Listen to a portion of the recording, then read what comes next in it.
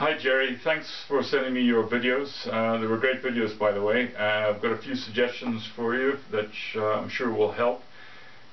Essentially, your problem with your ball flight was just a low flight path going to the right. Multiple things that can cause that, but I'll give you some pointers as to what the fixes might be. But what I'm going to recommend is we just cover three areas. First of all, I've got some suggestions for your setup that will help. Second thing is your takeaway and the early part of your backswing. And then finally, I've got a couple of recommendations on the actual timing of the downswing for you. So let's have a look at the setup first, okay? The first observation I'm making on your setup, Jerry, is it looks as if you're adopting, I'm starting from the feet upwards, it looks like you're adopting a slightly closed stance. Now what I mean by closed stance, just to make sure understanding is clear, this is a normal stance looking from the back. A closed stance would be with your right foot slightly back. An open stance would be with your left foot slightly back. Now, with your right foot slightly back, I tend to see a lot of large frame golfers adopt that position because it's easier to swing on the backswing. So, I'm not saying it's a bad thing, but what it does do is impact your ball position. So let me show you. This is a normal stance. If you're just looking, let's say the club is where the ball position is. If I close my stance relative to the center line of my body, I've now pushed that ball position forward. Alright, so, and that's what I think is happening in your swing. The ball is too far forward in your stance. Now, when you emailed me the other day and you're saying your ball shots were low off to the right, two things that can cause that. One is that you've got an open stance and the ball is too far back, or you have a closed stance and the ball is too far forward. So unfortunately, I just had to assume that you had an open stance. So first thing I would recommend is if you're going to keep the closed stance, that's fine, but just pull that ball position back a little bit, and I think you'll find it a little easier to make contact. The other observation I make on your setup is that your feet are very wide. You've got quite a wide base, and again, for larger golfers, I always recommend that you bring your feet in a little bit closer. And the reason for that is that it allows you more flexibility on your turn on your upper body, because obviously the wider your feet are, the less flexible your hips are, so it means it just puts more stress on your trunk turn. So that would be the second recommendation I would make, is just narrow your stance a little bit to where your feet position are roughly on the inside of your underarms, and that'll help you get a much easier trunk turn on the backswing. Other thing, again, for a large chested golfer as you are, just the position of your trunk angle can impact just how freely you're going to be on your takeaway. And we're going to talk about the takeaway in a minute, but one of the things that I just wanted to show you is that the more upright you are, the more difficult it is to actually make the turn if you're large chested. So what I recommend for large chested golfers is just to bend over just a little bit, because what that does is it allows your left arm to be freer on the backswing. If it's too upright, then what tends to happen is your left arm starts wrapping around your chest. So I'm going to go into that a little bit more detail when we start talking about the takeaway. But what I recommend on your trunk angle is just to bend over slightly, let the left arm just drop straight down. I notice that you're moving your hands more out towards the ball. What that does is that tends to promote a circular takeaway rather than a straight takeaway. So bend over a little bit more, bring your hands in just a little bit there, so that your club is about a hand width away from your left leg. Let's see. Other little point, and I don't know if this is just how the video was looking, but it looked as if your left grip, the grip of your left hand was in a weak position. When I was looking at the the angle of this little groove here between your thumb and the first finger, it was pointing to your chin. And a weak left grip, again, promotes a weak impact position, which is what your ball flight is suggesting. It's going low and right. So what I would recommend is just strengthening that left position a little bit. Move the hand around so that the groove between your thumb and that first finger is pointing to your right shoulder. So I don't know if that was just the way that the video was showing it, but it looked as if you had a weak left grip, and certainly the ball flight would suggest that as well.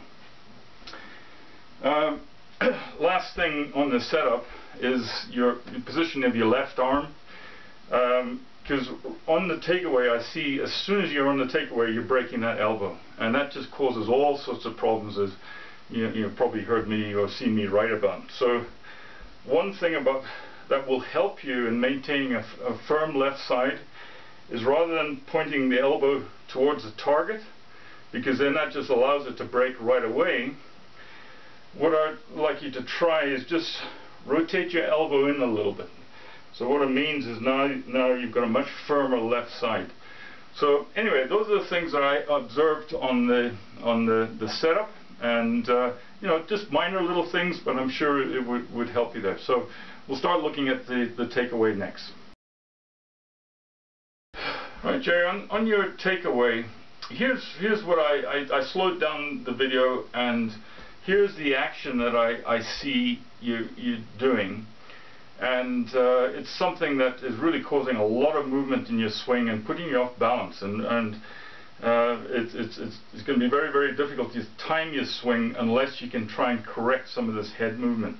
But essentially what I was observing is that on your takeaway, your head is moving in this position, you know, so it's going down and to the right, and it goes down significantly, and then as you're coming through impact, you're actually raising your body. So there's a lot of head movement in your swing that we have to try and minimize that as much as possible.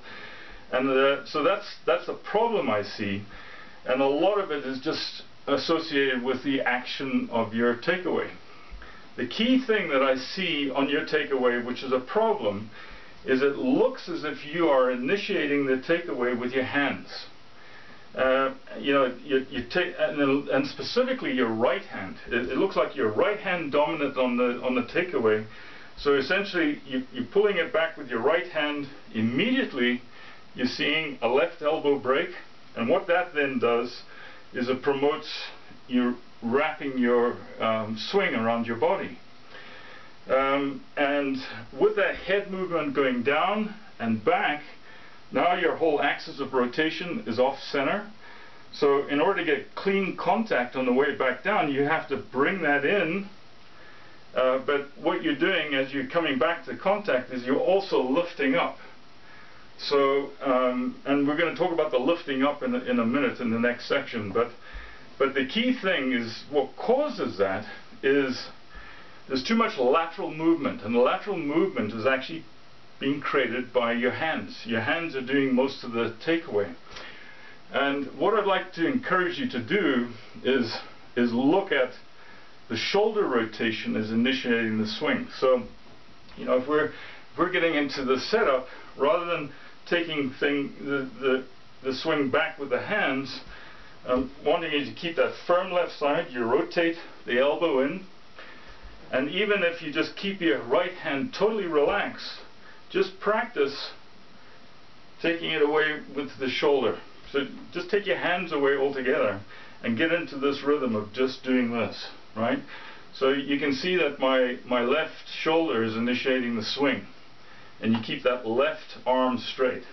Now you can have a hand brake, but everything on that left side must remain firm, and that's what initiates the swing. So a little drill that you can do is just as I'm doing right now. Just practice your takeaway just with one hand, and then put your right hand in there, but just keep it floppy, so it's not even influencing the swing whatsoever. And again, do this, okay? So that's a little drill. The other thing, as I mentioned in your setup, it could be the, just the position of your trunk. Because if you're a big-chested guy, it's very difficult for large golfers to avoid the wraparound. So again, I'm just suggesting, just tilt over a little bit. Keep your arm just coming down straight, rather than move out towards the ball, because moving out towards the ball again promotes this round circular action.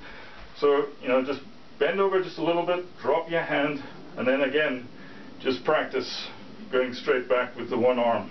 Okay. The head movement is something that you have to reduce, and it's very difficult to see your head movement when you can't get any feedback. So again, in the book, I recommended you set up a little mirror, and in that mirror put some masking tape on the top of that, so that comes in line with your head.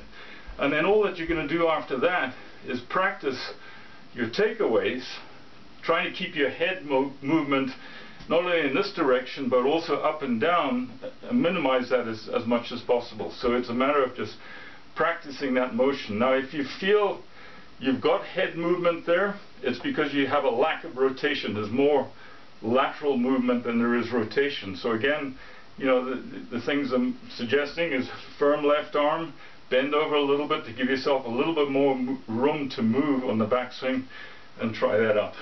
Okay? So the next section we'll go on to will be your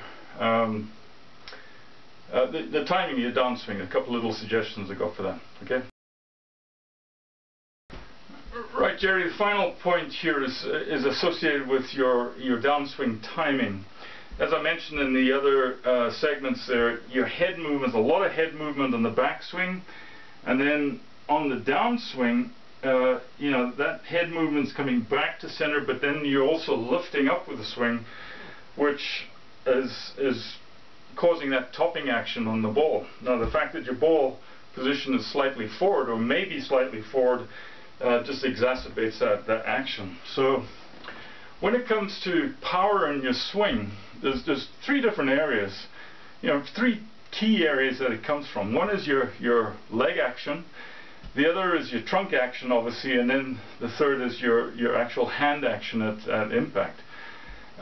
All three of those contribute to the power of the swing. Now you are dominant with your shoulder turn. You've got a lot of action with your shoulders, and what I'm going to suggest to improve your timing is to try and slow down your shoulder turn. That might sound a little crazy, but there's just too much shoulder action there, and with it there's a lot of corresponding unnecessary movement that's just throwing you off balance.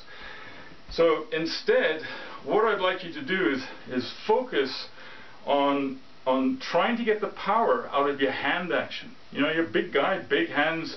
You get a lot of power out of your hands if you can just focus your timing more on your hand action rather than the shoulder turn. So here's what I'd like you to think about. At impact, your hands should be slightly ahead of the ball, so they're in this kind of position. So what I want you to encourage you to do is get used to that position, but just by doing this short little simple drill. So essentially you're just going to take a very short swing, and you're going to cock your hands, but then just keep hitting down on a carpet, or if you've got a mat like I've got here, just practice just that action where you're constantly trying to just push your hands through that impact position. Then when you go out to the range, same thing. You're not going to be taking a full swing. All that you're going to be doing is making sure that as you hit that ball, your hands are ahead of the ball position. So just do simple little action like this. It's almost like a punch shot. And once you start getting that timing down with very little shoulder action, then you can start opening up your swing a little bit more. So you can swing a little bit further on your backswing, and but the focus is on the downswing is that you're focusing on hand action, not in shoulder action. You're purposely trying to actually slow down your shoulders, if that makes sense. So, but you're making up for it with your hand action. The other little tip that I gave you in your setup about reducing your leg width means that on the downswing you're going to actually get a little bit more leg action, whereas right now it's a bit wide, a bit stiff, and you're not getting much push or drive on the downswing from your leg action. So that'll also help you. So the key thing here is that minimize your shoulder action on the downswing, focus on that hand action that's at impact, and give it a go and see if that starts to improve your timing. Right, Jerry, just do a quick summary of what we just covered. You know, on your setup, key thing, if you are going to adopt the closed stance, move your ball back a little bit. Your feet width, narrow it a little bit further so that it's within your armpit width. That'll help just give you a little bit more flexibility in your hips. It'll help your timing on the downswing. Your trunk angle, you just want to bend over a little bit further, pull your arm in a little bit more, and rather than reaching out towards the ball, and it'll put you in a better position to make an easier shoulder turn on the takeaway. Your grip, go to a slightly stronger left grip so that the V is pointing to your shoulder, your right shoulder should I say. And then obviously your left arm. So rather than having the elbow pointing towards the target, just rotate it in a little bit, and that'll put it in a much firmer position. On the takeaway, the key thing is we're wanting to reduce head movement by reducing the amount of hand action on the takeaway, and instead do shoulder action. So the little drill, one-handed drill, where you're just practicing this to really get your shoulders driving that action. That's really the key thing. Then when it comes to the timing you swing, again you want to reduce this shoulder action on the downswing, especially this upward action at the end of the swing. So I'm encouraging you to slow it down, but then get into using your hands more at impact. So that little drill where it's almost just a punch shot to really get that hand action going. That'll help improve your timing. So anyway, Jerry, I hope all this helps. Best of luck. Let me know how you get on. Take care.